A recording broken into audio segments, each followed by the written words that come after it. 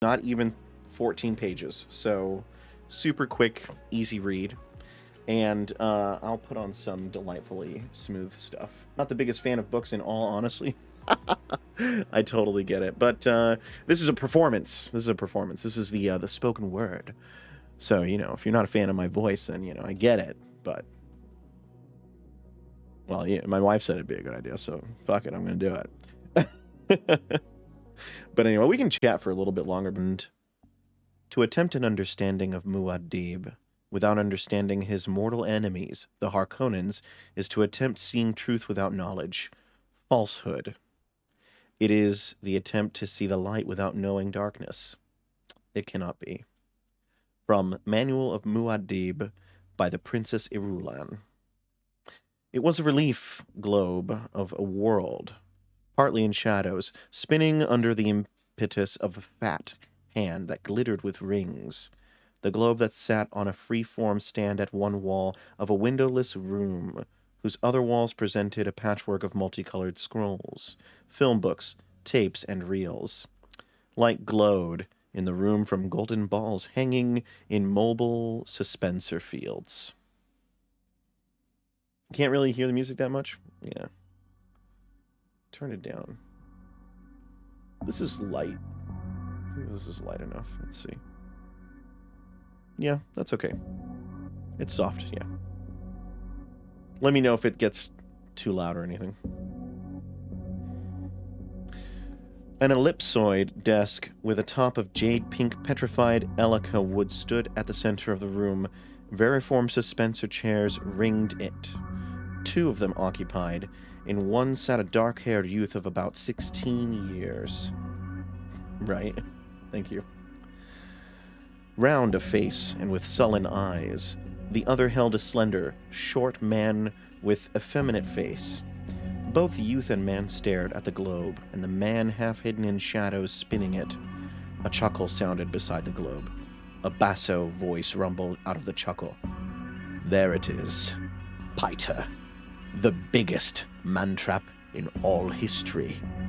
And the Duke's headed into its jaws. Is it not a magnificent thing that I, the Baron Vladimir Harkonnen, do? Assuredly, Baron, said the man.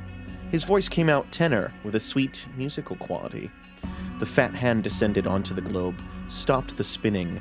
Now all eyes in the room could focus on the motionless surface and see that it was the kind of globe made for wealthy collectors or planetary governors, or of the Empire. It had the stamp of imperial handicraft about it. Latitude and longitude lines were laid in with hair-fine platinum wire.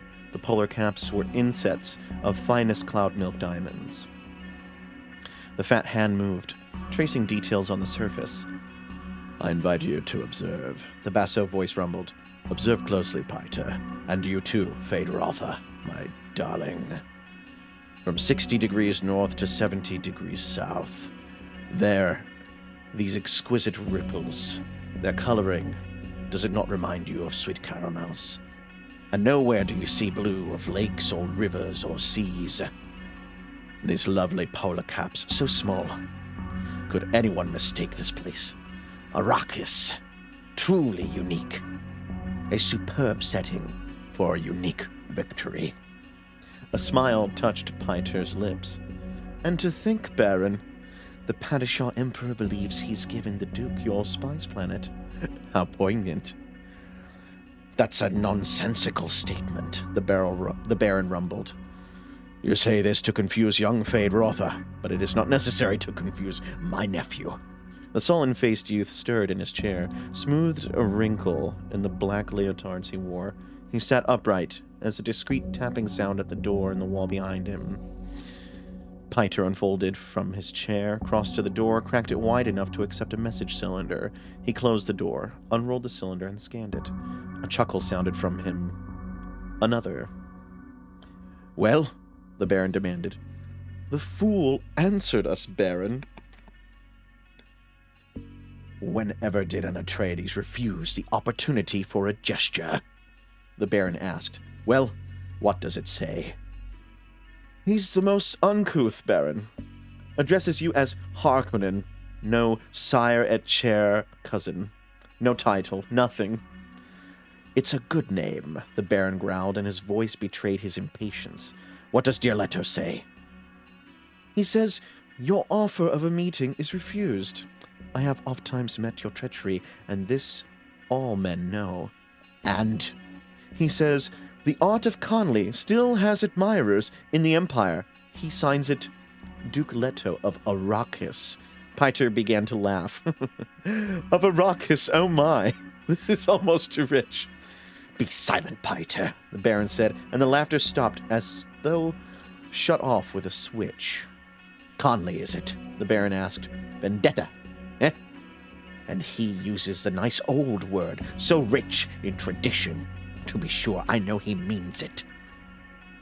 You made the peace gesture, Piter said. The forms have been obeyed. For a mentat, you talk too much, Piter, the Baron said, and he thought, I must do away with that one soon. He has almost outlived his usefulness. The Baron stared across the room at his mentat assassin, seeing the feature about him that most people noticed first, the eyes, the shaded slits of blue within blue, the eyes without any white in them at all. A grin flashed across Piter's face. It was like a mask grimace beneath those eye-like holes. But Baron, never has revenge been more beautiful. It is to see a plan of the most exquisite treachery, to make Leto exchange Caladan for DUNE, and without alternative because the Emperor orders it. How waggish of you. Mauricio, what's up, man? Welcome to the read. Epico, thanks. We're going to be playing some Hitman 2 soon after. We're in Chapter 2, page 24 of DUNE.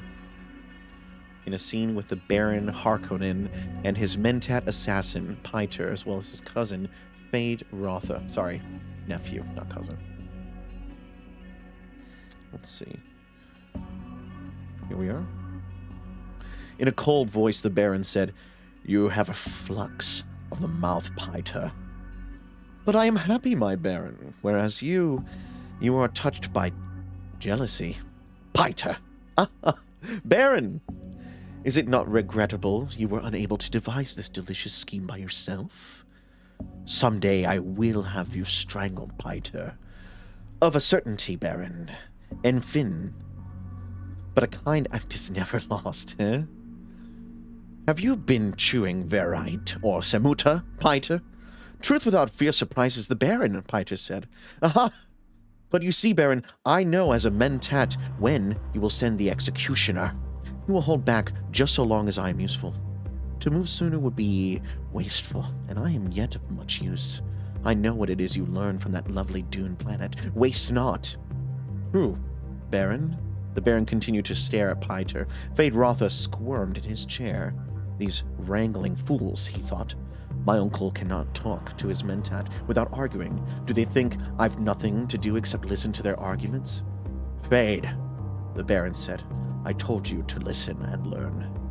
When I invited you in here. Are you learning? Yes, uncle. The voice was carefully subservient. Sometimes I wonder about Piter, the Baron said. I cause pain out of necessity, but I swear he takes a positive delight in it. For myself, I feel neither pity toward the poor Duke. Oh no, sorry, misreading. I can feel pity toward poor Duke Leto. Dr. Yue will move against him soon, and that'll be the end of all the Atreides. Surely Leto will know whose hand directed the pliant doctor, and knowing that will be a terrible thing. Then why haven't you directed the doctor to slip a kinjal between his ribs quietly and efficiently? Piter asked. You talk of pity, but the Duke must know when I encompass his doom, the Baron said, and the other great houses must learn of it. The knowledge will give them pause. I'll gain a bit more room to maneuver. The necessity is obvious, but I don't like to have it like that.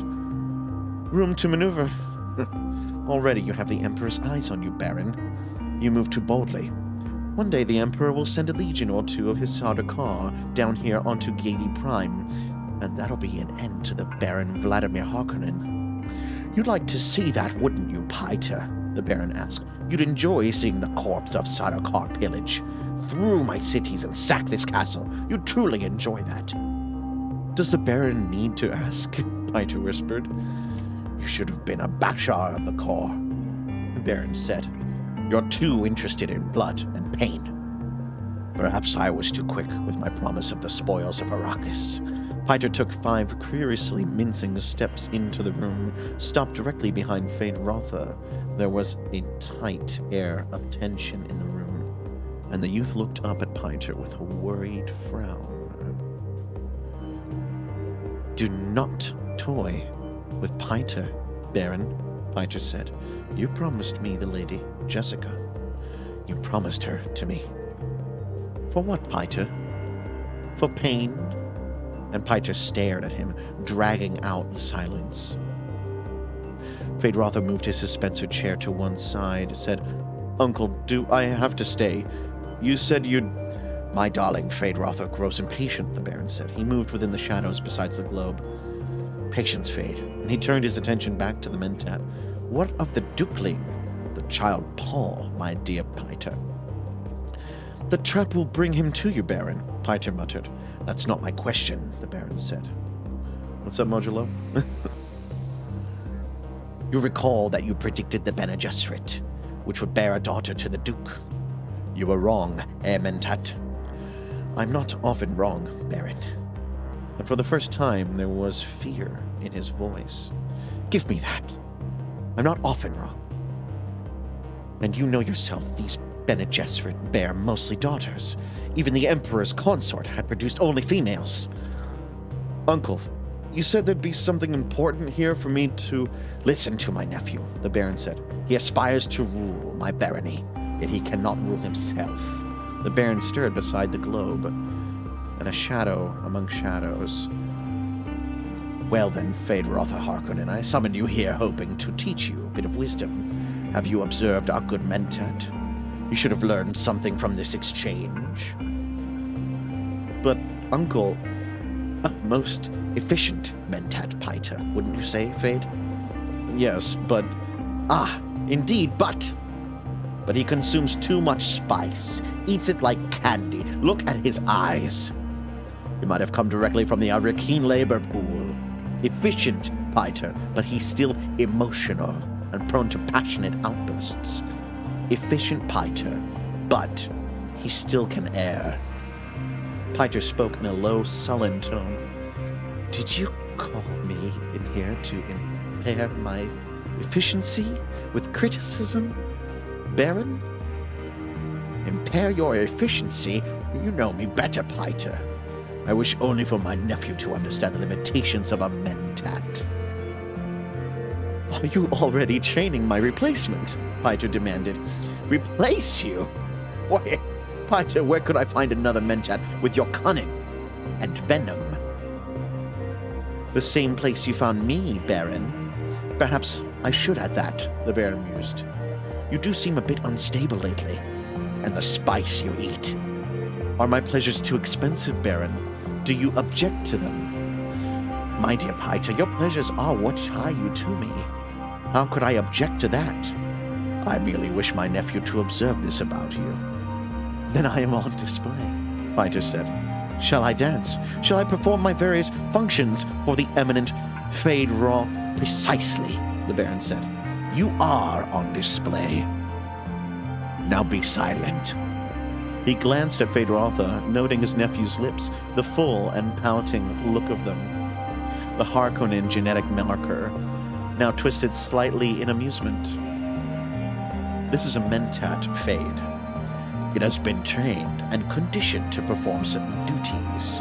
The fact that it's encased in a human body, however, must not be overlooked.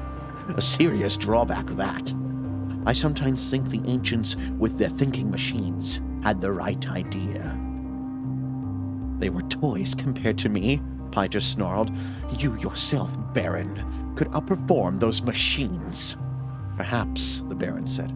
Well, he took a deep breath, belched.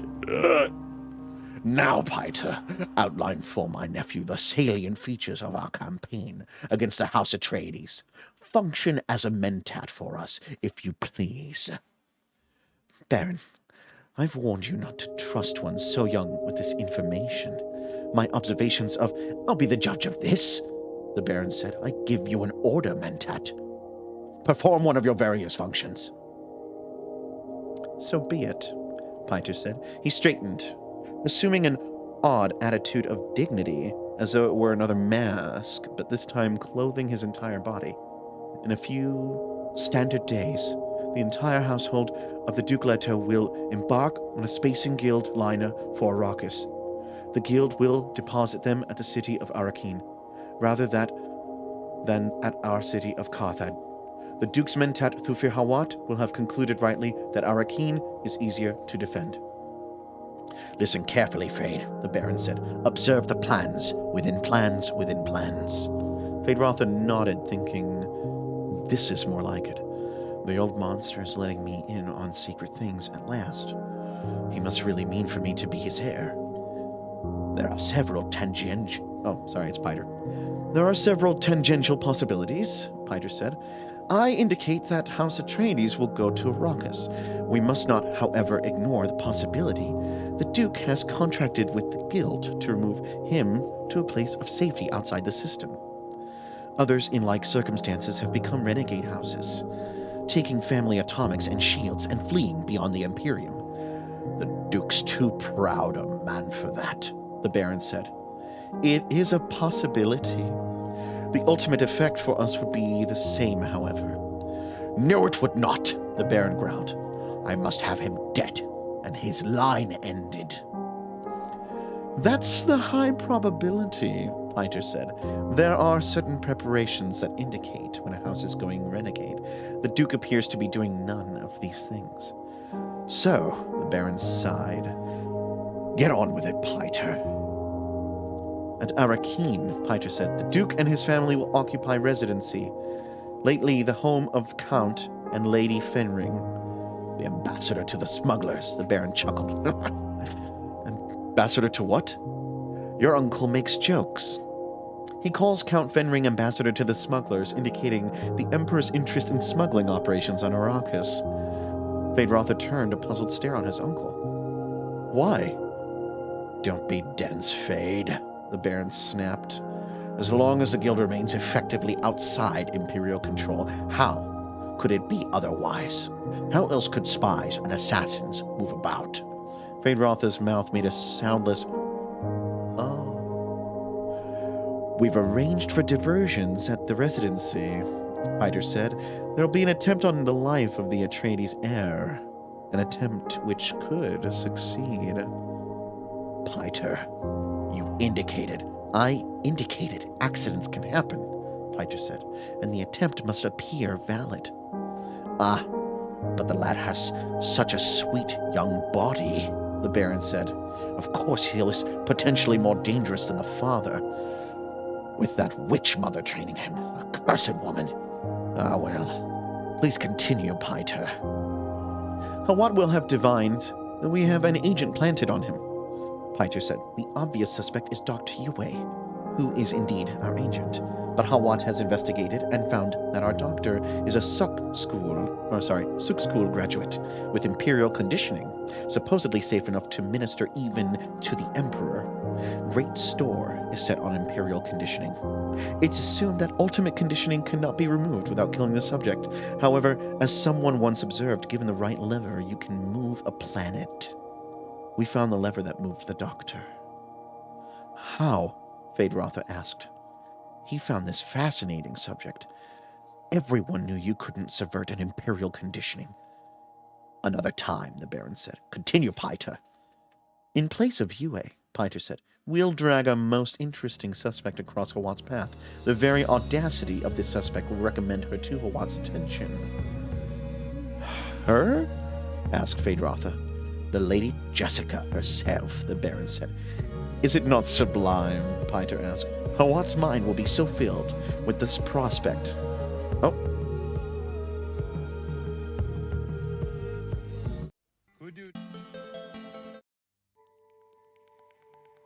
There we go. That's a little better. Sorry.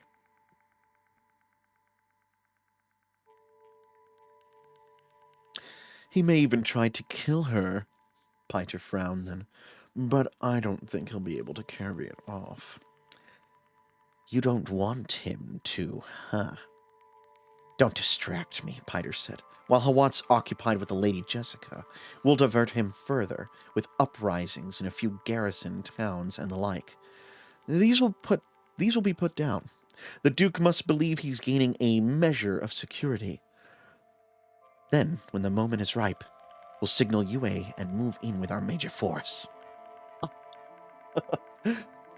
Go ahead, tell him all of it, the Baron said. We'll move in strengthened by 2 legions of Sardaukar disguised in Harkonnen livery. Sardaukar, Feyd-Rautha breathed. His mind focused on the dread Imperial troops, the killers without mercy, the soldier fanatics of the Padishah Emperor. You're saying now how I trust you, Feyd. No hint of this must ever reach another great house, else the Landsraad might unite against the Imperial House, and there'd be chaos. The main point, Piter said, is this. Since House Harkonnen is being used to do the Imperial dirty work, we've gained a true advantage. It's a dangerous advantage, to be sure. But if used cautiously, will bring House Harkonnen greater wealth than that of any other house in the Imperium. You have no idea how much wealth is involved, Feyd. The Baron then said, Not in your wildest imaginings. To begin, we'll have an irrevocable directorship in the Chom Company. Feyd-Rautha nodded. Wealth was the thing. Chom, Choam, was the key to wealth. Each noble house dipping from the company's coffers whatever it could under the power of the directorships. Those Chom directorships, they were the real evidence of political power in the Imperium, passing with the shifts of voting strength within the Landsraad as it balanced itself against the Emperor and his supporters. The Duke Leto, Piter said, may attempt to flee but the new Fremen scum along the desert's edge. Or he may try to send his family into that imagined security. But that path is blocked by one of His Majesty's agents, the planetary ecologist. You may remember him. Kynes? Feyd remembers him. Get on with it. You do not drool very prettily, Baron, Piter said. Get on with it, I command you, the Baron roared. Piter shrugged. If matters go as planned, he said, House Harkonnen will have a subfief on Arrakis within a standard year. Your uncle will have dispensation of that fief. His own personal agent will rule on Arrakis. More profits, indeed, the Baron said. And he thought, it's only just. We're the ones who tamed Arrakis, except for the few mongrel Fremen hiding in the skirts of the desert, and some tame smugglers bound to the planet almost as tightly as a native labor pool. And the great houses will know that the Baron has destroyed the Atreides, Piter said. They will know. They will know. Loveliest of all, Piter said, is that the Duke will know too. He knows now. He can already feel the trap. It's true. The Duke knows, the Baron said, and his voice held a note of sadness.